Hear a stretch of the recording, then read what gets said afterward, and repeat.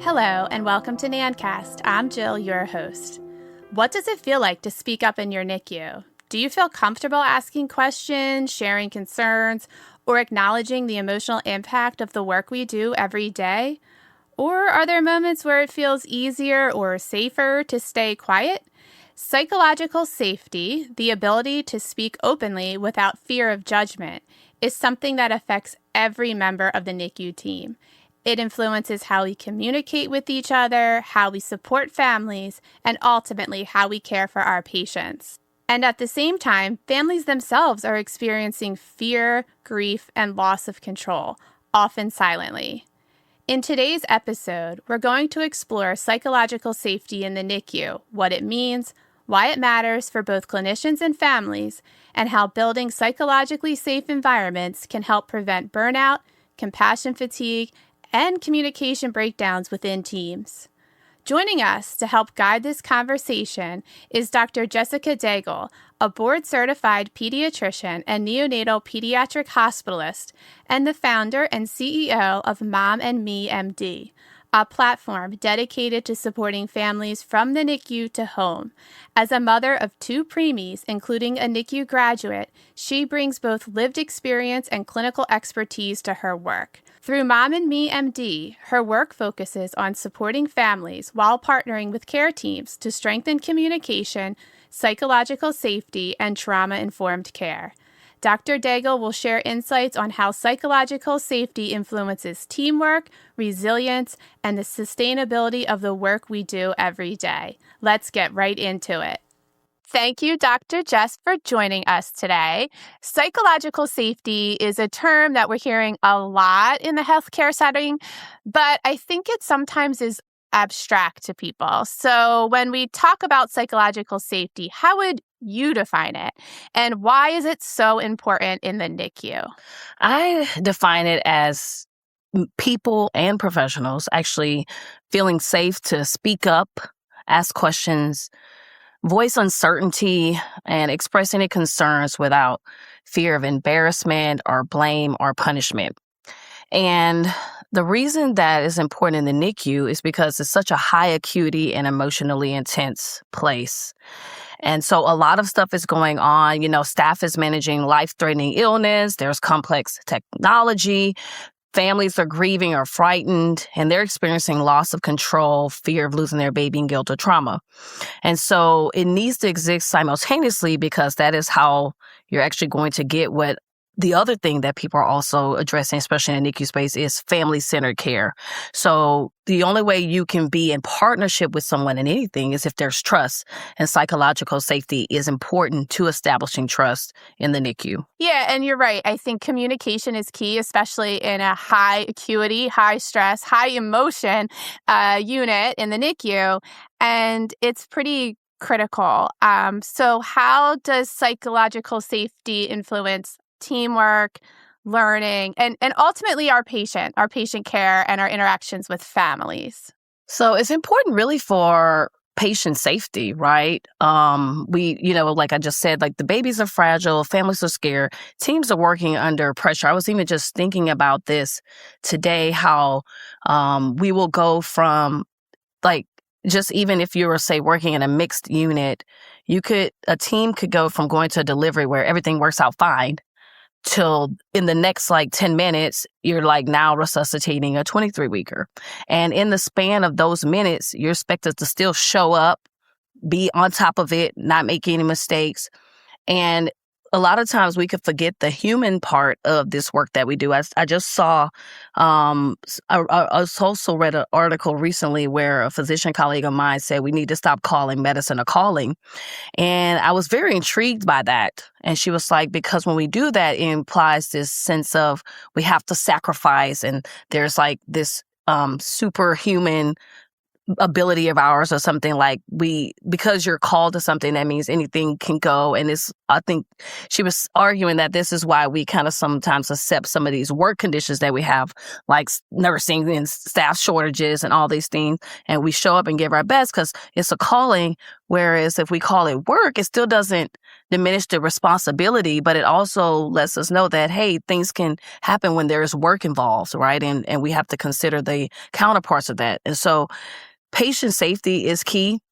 And the other part of what you said was you asked how it's important for teams is if you're in an environment where you have new learners, people coming, right? Because that's the other part. So when you have something like staff shortages, you see it. Like you may have locums or traveling nurses or other people coming in. They're trying to learn a new unit. Families are seeing new faces all the time.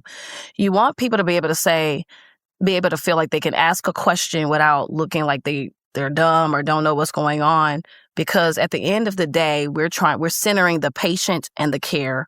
And by us feeling like, hey, I can ask a question, and it improves our trust in a learning environment. And again, it's a cycle, right? It ends up becoming a cycle. If you feel like you can't trust someone, you'll withhold. And one of the things I thought about is like silence in healthcare is not neutral, right? Mm-hmm. It means that something doesn't feel safe. And so we don't want to encourage that people can't feel safe in this work because it's going to impact how we all show up. Yeah, and I think every single one of us has had a time where we were hesitant to speak up about a patient's condition. You know, sometimes it's the nurses that see these little small nuances, but they're like, they're probably just going to ignore me or blow me off. And we don't want that because just like you said, silence is not neutral.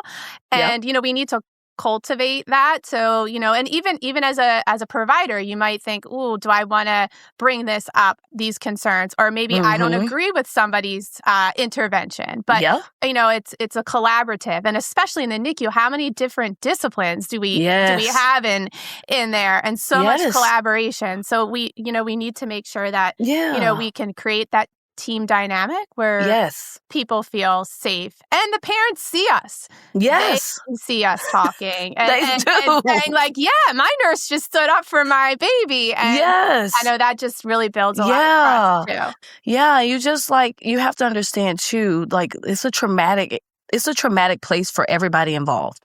The baby, the family, and us as professionals for the reason that I just expressed. Like you're having to deal with this emotional whiplash. I just kind of wrote a post about that I was going to post here. I don't know if I was going to post today or next week, but we're enduring these highs and lows, this grief and relief and joy all in the same space. We're doing it professionally and the parents. So in my mind, I feel like this should make us bond more actually, because we only understand. The people in the NICU only understand how that feels professionally and personally for the family. And so we're not really that much different other than we have been graced to have the knowledge and experience, but it doesn't mean that we know everything either. Like this field is still growing. A lot has changed even in the last 10 to 12 years since I've been, you know, working. And so I think we just need to put the care back in healthcare. And we've just gotten so much focus on like protocols and policy, and we've forgotten about people. And that whenever you do that in any business, take it outside of healthcare, like any business, Amazon, Target, anybody who doesn't remember the customer or the client, you don't do well. You just don't. Yeah, and we also have to think of ourselves almost as the customer or client. Like you said, emotional whiplash, like that is so true. Just think about going from bedside to bedside in rounds where, you know, your assignment, one is getting ready to go home and one is, you know, really critical and it's minute by minute. So we don't think about the emotional toll that it has on us. So, you know, we're talking about psychological safety as far as communication, but it also connects to our experience and how we are emotionally at work. Yes, that's true. Because the thing is, like in medicine, when you're coming up, you know, you're taught to compartmentalize, and to some degree it is necessary because then you would not be able to do the work too. So it becomes you have to strike a balance. And for me, that becomes being in, but also having a practice of stepping outside of the situation and looking at the tree, but then looking at the forest, and looking at the tree, but then looking at the forest. And you have to make a habit of that. And then looking at myself, like I'm a tree too, and making sure that I have a practice of debriefing and decompressing whenever there are situations. And that's a part of psychological safety too, your own self-awareness, like how am I doing emotionally? But again, leadership supporting that knowledge and understanding that is key. So you can create those moments of like debriefing after a rough delivery or encounter or family circumstance, or to say, hey, I've done some research and it seems we actually need to be trying this method, and feeling like, hey, somebody's going to be open to that instead of shaming me, because then that does have a domino effect. You don't come back when it's important. And maybe that next time they would have said, oh, yeah, we do need to do that. But you're remembering that time before. And it's the same way with a parent. If they ask one question and shut down, then that's the family that stops showing up. And instead of us getting curious, we then label them difficult or not involved. And it's like, no, there was an encounter they had. We didn't see the encounter where they were trying to be engaged and they were shut down at the bedside or whatever. And then that domino effect of how it affected them emotionally and in their behavior. So it has some real consequence if we don't acknowledge the importance of it. Well, and we hear these key terms, burnout, compassion fatigue, but it's real. Every day we experience it. And as you say, we suppress our voice and say, I'm not going to bring that up because I may have been shamed before, or our family. So how do you think that shows up in the NICU? And like, how are we seeing that compassion and burnout? Not just saying like, oh my God, I'm exhausted, but how does that show up, every day in the NICU? Yeah. So I like to say that like burnout isn't just about workload, but it's about feeling unsupported and hurt. Because if you think about like the emotional exhaustion, if you feel ineffective, like, so if you feel like you have learned, you know something, you've seen something, you read something, you maybe even heard something from a colleague who are doing something in their unit, and you come to bring it to yours and that is shut down, you feel ineffective. And then think about it. I equate this to like breastfeeding. Like when I tell families like why you want to make sure there's a good latch, right? You're not just going through this one time. Like most people can get through anything in one, like pushing out the baby. It's painful, but you're like, I just got to get through this one time. I don't have to keep having this baby every day. But breastfeeding is like around the clock if you're doing it right, like it's every 3 hours, and it's for days in the year. If you do the recommendation, you might be doing this 1 or 2 years. So if you haven't done your best to make sure that it's effective the first time and you keep repeating it, you're like going to keep causing yourself trauma.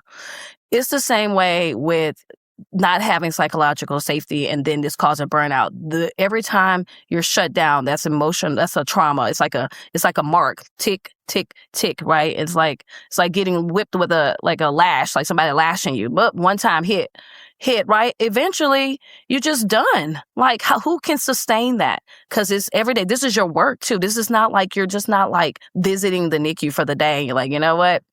They didn't listen to me. I'm done with this. No, people have dedicated time, energy. You're already emotionally exhausted just from being in school. Very true. So you're hoping like through all that learning and training and rotations and all that for physicians and advanced practitioners and respiratory therapists, everybody alike, you've gone through so much to get there. And then you really feel like I have learned something so I can contribute, right? We understand healthcare is supposed to be a team effort. It's all these things you hear preached. But then what is your reality? Right? Mm-hmm. So it's not enough to just say, oh, this is how we want our unit to look, but what are we doing in real time that supports it?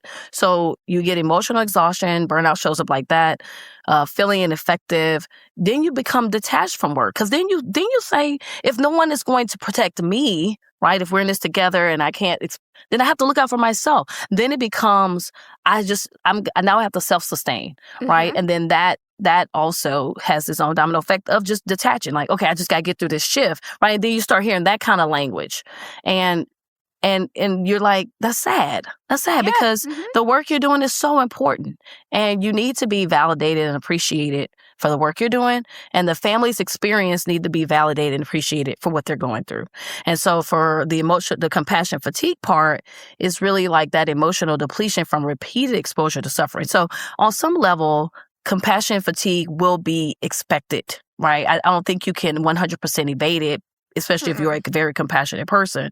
But I think you can create ways to minimize it. And that's where units can bring in education on how to do that, to support people doing that. And that's also part of psychological safety. If I, as a leadership, recognize that psychological safety is important, I'm going to bring in experiences for my work staff. I'm going to make sure that we're supporting them, how they work, how they show up, the shortages, all these things that are usually controlled by money, right? We have to look at it like I'm investing back into the people who are going to make this place as safe as it can be. If they look at it as patient safety, even not so much as just even like, okay, say you don't really care about people, which I'm like, how can you not?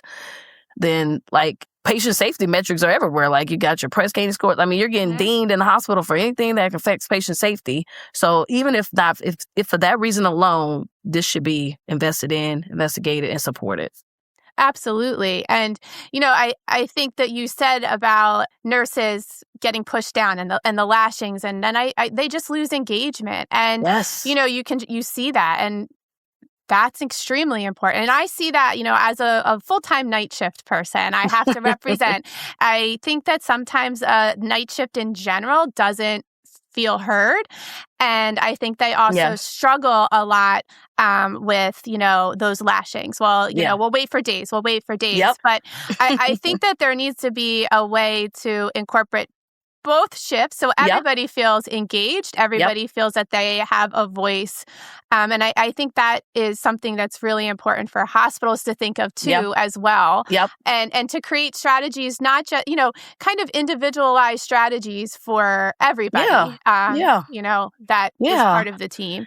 I think like anything, like, any business, they have surveys. Like we just went to get something to eat, my husband and I. I mean, right as we were paying the check, the server comes up. She's like, hey, can you do a Google review? Like right away, they're already wanting to know, how was your experience, right? If customer experience is so important to businesses where, I mean, if your steak wasn't the best that you liked, you may or may not, it's not that, probably not that devastating. But if we translate that same type of energy into healthcare, investing in what are our nurses, our physicians, when they show up to work, what is their real experience? How do they see themselves in this experience? And really take that information and look at it. When I was working at Wellstar Spalding, I had created a suggestion box and I put it around different places because I wanted to hear from the nurses, like if they thought things could be improved. Because one of the things that I believe in is if you identify a problem, I want you to also have a solution, because it's so easy to go around complaining about everything. But have you thought about what you would do if you had the power to fix it, or have you seen like a solution somewhere? Then that brings real possibility, right? And so, but my point with that is I really wanted to know, like, what are things that are struggling? Because I don't know. I don't work the same type of pace as the nurse, right? A lot of times I would try to do what I could to help alleviate, sometimes watch the baby while they go get breakfast, because I recognize, hey, they're trying to work and do stuff, whatever I could to help. But even things like that, just paying attention to your colleagues and people in your workspace, you see, if you're looking, you will see the people who are struggling, who are finding it challenging, and just having enough curiosity and care to say, hey, what's bothering you today? Or what's really going on, right? And if you have that from leadership, that's just going to go so long, right? That's going to go such a long way. But my point is, we need to be willing to bring up your point. They could just do something simple like have day shift and nighttime nurses just describe their experiences and then see, okay, yeah, you may not be able to fix everything, but maybe say, here are 5 things I have an issue with, but this is the one thing like that I would put at the top, and then they work on that, right? You just have a culture and plan of working through things to make things better for people. It will go a long way for sure. And I think that's great, the survey, because that you can't deny that. That's people's feelings, that's people's thoughts, and you can see that collectively and and provide, okay, that's great feedback. We know exactly and what can we do to fix that. Yeah. Sometimes it might be simple things. Like I think, you can't address what you're not aware of and what you don't feel accountable for. Like, exactly. Like you might not think that the nurses are feeling a certain way or the medical team's feeling it, but you can't argue with what they're telling you. Exactly. Yeah. You can say, hey, then it can invite more curiosity. Like, okay, well then what would you see? Or I can, because one of the things I learned being on the other side is there is some things, there are more forces at play. It's a lot of things in healthcare aren't really just like simple. It's not just like there are other people making decisions that lead to this decision, that lead to that decision. And being in the medical director side, I kind of started to see a little bit more of the business of medicine. But I think still we have to remember to circle back to the people. And I think sometimes our C-suite folks are so caught up here, and they need to come down into our level of day to day. And that's one of the things I liked about one of our old presidents. She used to come around and check into the unit and really see like what real time was happening. Like, oh, I see this being a challenge, because if you're up there, and we're bringing things to you, it just looks like a list on your paper. But if you go and see that warmer that we keep telling y'all that keeps dinging and not working or shutting off, then that's real. Like, you can't ignore what you see. I mean, you can, I guess, but I feel like it's harder to, it's harder to. Yeah. And sometimes, like you said, healthcare is a business. Unfortunately, that's the way it is. Yeah. But sometimes all we need is maybe just an explanation. Like, I'm really sorry, we can't fix that because of X, Y, and Z. But just to have that acknowledgement, we acknowledge your feelings, we acknowledge your challenges. Yes. So what can we do to make it a little better? Yeah, exactly. Because there may be like, maybe as a president, they can't force whoever's over that organization to make some, they might be tied to, they might be frustrated. Exactly. But like you said, if we're in it together in a sense, people tend to do a little bit better when you feel like you're not alone and ignored. And we all know healthcare workers love to complain. But I think sometimes it's good to have those conversations, to have that, that support, that I'm feeling the same way as you. Yes. And yes. Yeah. We know that psychological safety isn't like everybody's kind to everybody and it's rainbows and butterflies and perfect, but just to have that ability to voice your frustrations. Yeah.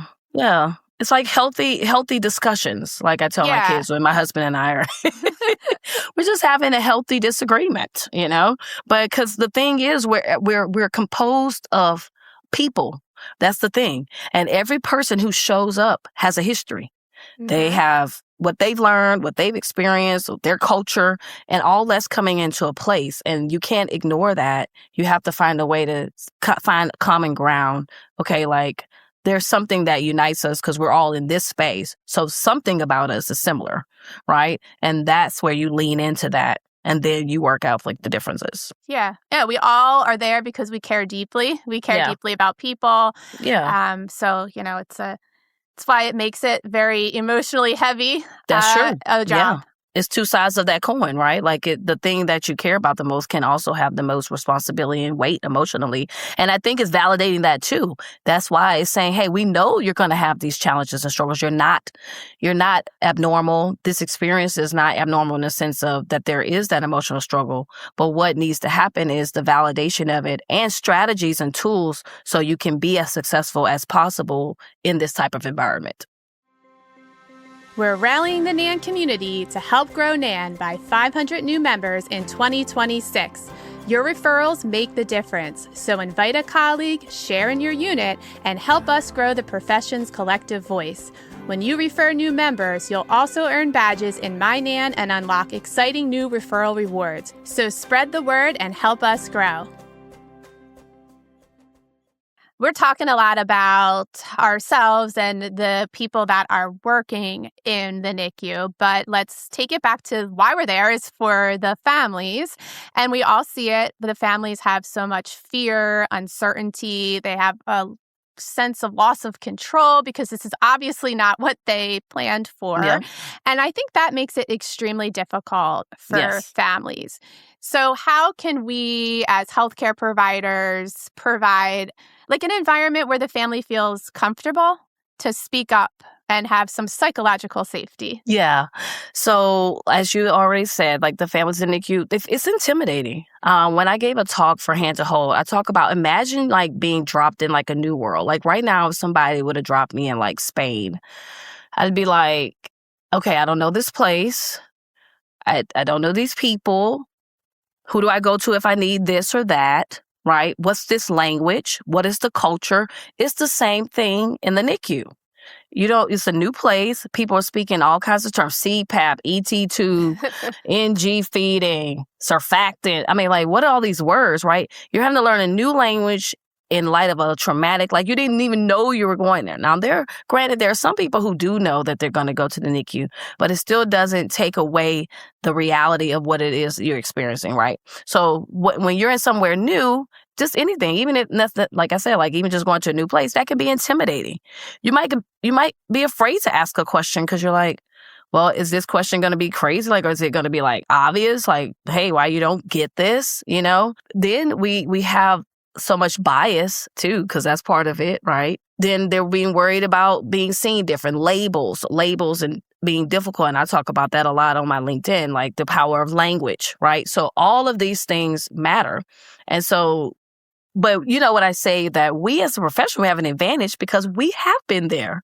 So we should be like when you go to a foreign country, you have that guide that's going to look out for you and they're going to show you all the good places to eat and like, don't go over there because it's dangerous, We need to be like that for our NICU families. Like, hey, as soon as we meet them, every time I meet the families, I acknowledge already. I say, hey, I'm Dr. Daigle. I'm the pediatrician who's going to be taking care of your baby.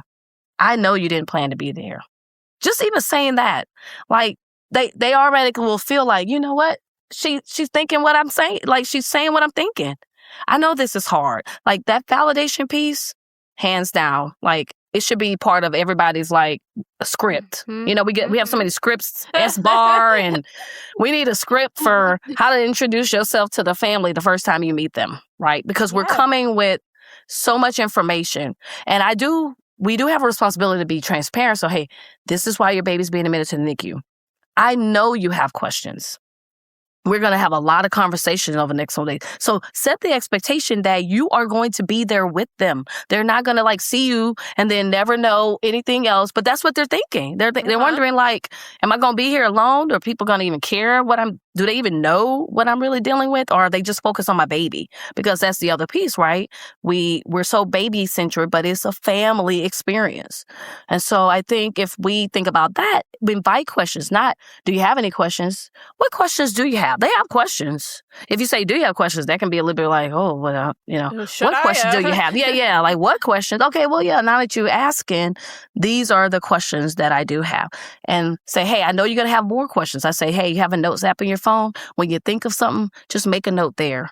And then we can discuss it like the next day or the next time we round, right? It's empowering them at the same time. So it's grounding them in the experience to say, I have the power to ask questions. My emotions have been validated. If we explain things clearly at their level and not try to be so like we have to do it over their head all the time. Like, what is the most simple? I love using pipes. When I'm trying to describe anything in the heart, I use the pipe analogy. Flow. Everybody have pipes in their home. They know about Drano. They know things get clogged up. I'm serious. You laughing, but that's the way it is. Yes. Yeah. When you say that, because I even had a dad say that, he's like kind of like when you need to use some Drano. I said, that's it, Dad. You got it. And so that makes them engaged too, because they're seeing, they're understanding. It's not nobody feeling like they have to show that they're smart. We know you're smart. You're there. You're in the NICU. It's okay. Right. It's about the person. And so that is the way that I engage, and that is the way that invites people in. And you sit down, you're having a conversation, you're taking care of folks' babies. And I know it's hard sometimes and a lot. I know people will say, we have these, 60-bed units and 40-bed units and we're rounding, we're working. But it doesn't take but a few minutes to establish a good connection of trust with people. Just even the validation piece, even if you start there. And then the next day, you maybe sit down, or maybe you circle back one time and sit down. Like, there are ways to do it. So I like to tell my kids, instead of saying I can't, I always say, ask yourself, how can you? If you say, how can I do something, you'll explore some options. If you say I can't, the door's closed. You're done. Like, that's it. So we need to start having how can I create psychological safety in my unit, in my experience, just in one encounter with my patient. It could person to person. You don't even have to start in the whole unit. Just each encounter you have with the family, that's a moment. That's an opportunity to create psychological safety for you and for them. I love that. And I love the term guide. Like, I think that really changes your perspective. It's like, not tell the parents, I'm going to be your guide through the NICU. But Yeah. if you look at it in that way, Yeah. I'm going to help this family navigate this Yes. situation. And that's amazing. And like you said, a guide will tell you this is really good, this is not good. Like that's how you should, approach it. That's a great way of thinking. They're going to tell you everything, but we shouldn't dismiss our experience because that also helps. Like, so even when informed consent, you do want to put all the options out there, but parents do want to hear your experience too. And you can even ask them like, hey, how much do you want to know? Like, because some people are like, want to know everything. And some people are like, that's too overwhelming for me, right? You take it patient by patient. You don't assume that every person is the same. You ask them what they need from you. And then you say, okay, this is what I can do for you in this moment. One of the things that really sticks out is how closely connected psychological safety is with our own emotional well-being, team communication, and how it really connects to patient care and patient safety. So the big question now is, what can we do about it? What are some practical tools that we can use to support our psychological safety for ourselves and also in the unit? Yes. So I'll break it up into like for teams, what you can do, and then like for families, right? So for the team, you want to normalize asking questions.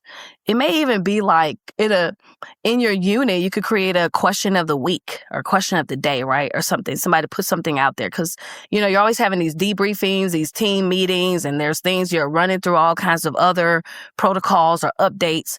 And it could be like a question of a week, and it could even go out into, like I had a friend that does that who's a maternal fetal medicine physician, and she has a podcast. So she'll have readers send in their question, right? And she'll address it. So we can even have that where there's a question and the leadership addresses it, right? If there's something, and you can submit it anonymously for right now, if it just to build that rapport of doing it.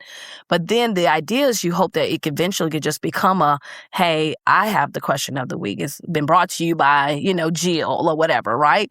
Make it a thing so it's normal. It's normal to have questions or a case of the week. Like, hey, this came up. This created some questions, concerns.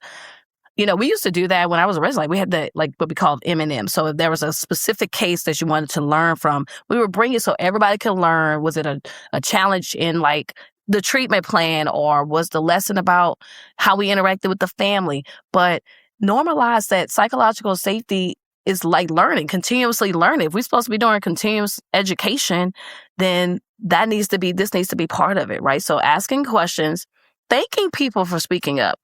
Thank you, Jill, thank you for bringing that to our attention. We were not aware of that, or we didn't consider that, or we didn't think of that. Like, that's empowering. You feel like gratitude for wanting to improve the unit or wanting to discover something, right? Instead of it looking like you're trying to be disruptive, right? Again, it's a framing. How are you framing this person bringing this question? Is it you're trying to like a parent? If they have a question, are you labeling them difficult? Are you labeling them inquisitive, right? The label is on us, how we label people. It's how we see people. So if we change how we see our teams in the unit, what their roles are, then we can invite better psychological safety. Debriefing after difficult cases. Understanding that there are a lot of moving parts, right? I love doing that. I love to say, okay, so what do you think we should have done differently? Or what do you think? Or this is what I learned, or this is what I'm going to do different the next time I'm in this case. Again, continuing education, right? And check in on colleagues. Maybe you can even pair people up in the unit. Hey, this is my person. I'll make sure that they're doing okay. Like, we need to create more of a collegial environment. Then for the families, introducing ourselves to them. Like, sometimes you'll be surprised that people don't really know who people are. And I mean, hey, it's a lot of people in the unit, but saying who you are and why you're taking care of that baby. Hi, I'm so-and-so. I'm the respiratory therapist. My job is to make sure that, how your baby breathes, that we're managing the vents and we're helping, manage like the CPAP, whatever. But that creates a clear role in the family's mind. Explain the plan. Hey, this is what we're seeing. This is what we want to do about it. And this is why we think it's going to be effective. What questions you have, right? Like, have a flow to it. Because we also have to normalize that parents deserve to understand they're not our children. Like, we don't go do what we say. Like, no, like that parental type of medicine is over with. People have access to the internet. They can learn everything we have learned fairly. Like now what they're leaning on is our experience, right? Because they can go read the same things. Now they're not going to go get, the Vanderhoff and Martin textbook or whatever, but they could, right? They could go read about vents and everything else they want to. And some people do. I like it when the families come and have questions. Sometimes I learn something like, well, I didn't even know that was a thing. Let me see that, and learning together. And they love that because take the ego. Got to take the ego out of medicine. Yes. That's the problem. Everybody, okay, you're smart because you went and learned it, right? Like other people can go and learn the same thing. That's so true. I think that's the ego is probably one of the main reasons why we do not have a culture of psychological safety in our unit. A lot of times. Yeah. Everybody was me. I want to look a certain way. I want to appear a certain way. And it should be the patient, the baby, the family, because I feel good when they feel good, to be honest. And yes, you can't control everything, and there are different personalities and all these issues that people can bring up, but there are workarounds and realities. And even the most challenging patient experience I've ever had, I still tried to find a way to bridge that gap, because I said, at the end of the day, we may not like each other. It's fine. But this baby, I think we both care about the baby. Let's let that reunite. Let's let that unite us, right? And then acknowledging emotions, inviting concern. So all of what I've said already, but these are tools. And a lot of times people think that it's got to be this like big monumental ideal, but it's really the simple things that have the most impact. So just if you show up to work tomorrow after listening to this episode and you just look at your family different, if you just see them through a different lens, like, hey, this is a person I'm taking care of who's in a traumatic experience, hopefully that will invite you to show up differently. Just even that one viewpoint, right? That one lens. For us as professionals, again, our colleagues, hey, my colleague is also enduring some emotional exhaustion like me. We're both in this together. So how can I be a little bit more patient or graceful when they have a question about something they may not have seen, right? So we just need to extend a little bit more awareness and grace and curiosity and humanism and things that will invite more psychological safety. Yeah, I love your question of the week part because I encourage people to ask questions because if you have that question, I am pretty sure that there are many other people that have the same question. And it's, who has the ability or the, strength, I guess you could say, or psychological safety to say it. Yeah. Yeah. And some people like it's kind of more like how some people are introverts and extroverts, right? Both are true. Like not one is better than the other. We create space for both types of people, right? And we acknowledge that because there are both types, that's why we can create some safety nets for people who may be a little bit more introvert so they feel safe. And then maybe that will pull them out of their shell a little bit more where they might engage in the conversation real time. But while you're waiting on that, we're still missing out on helping people in real time by trying to force them into this box instead of letting them put what they want in the box and we see what's in there. Like, let me see what question you have, Yeah, it's really just how you can foster that within each person individually. Yes. Recognizing that. And again, even just saying that to your team, like, hey, we're going to be focusing on this as a leader. Like if I was a president of a hospital or something, I'm like, all right, we're going to be focusing on team culture dynamic. And in order to do that, we need to know each of you individually. And it's going to take some time, but we're dedicated to doing this. And so if you as a person have something, you can start with a Google Doc just to get to know the person beyond like their resume that they submitted to you when they applied for the job. But now that you've been here a year, have a check-in system. Okay, Jill, you've been working with us for 6 months. What have you seen? Or what is something question you have? Or because, and with the intention of you're not, again, that ego, you're going to take whatever they say. You may not like, man, I thought X, Y, and Z, I thought my hospital's doing great. Okay. But if it's not what you thought, be humble enough to say, okay, like any great company that's going to do well, going to take the customer feedback seriously, whether they liked it or not, or they disagree or not. They're going to say, well, something here because 100 people done said it. So, if 100 people done returned this product, we can't ignore that. Right. And so we have to have that same type of investment in our teams and in our families. We have to look at it as an investment because it returns, because people will go out. And these families are talking in these Facebook groups. They're asking the hospitals to be at, which hospitals treated them well, which units did well. And so obviously we don't want people to be sick enough to return to the hospital and things like that, but there's reality too. And people do get sick enough and they will want to go back to the place that cared for them versus somewhere else, right? Exactly. And so it's the same thing. It's good business if we have to have business of medicine. It's just good business to listen to the people you're caring for and working with or who are working for you. Before we wrap up, I would love to just ask one question. For people listening today, what's like one small realistic change that they can start implementing right away in their NICU to foster psychological safety? I call it like the ACH model when I talk awareness, curiosity, and humanism. So practice self-awareness first. You can't, if you don't have compassion for yourself, awareness of your own emotional state, your own boundaries, you won't respect anyone else's, right? So you have to have some measure of self-respect.